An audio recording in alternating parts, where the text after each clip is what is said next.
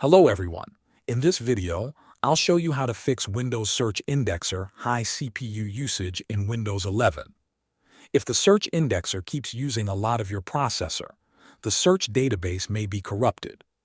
Rebuilding it often fixes the problem. Press the Windows key, type Indexing Options, and open it.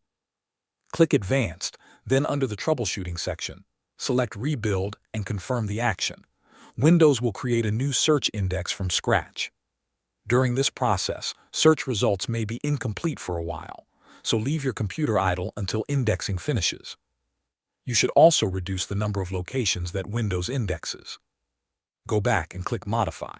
Remove folders that do not need to be searched often, such as large downloads folders, backup folders, or secondary drives filled with files. Keep only important locations like your Start menu and User Profile selected.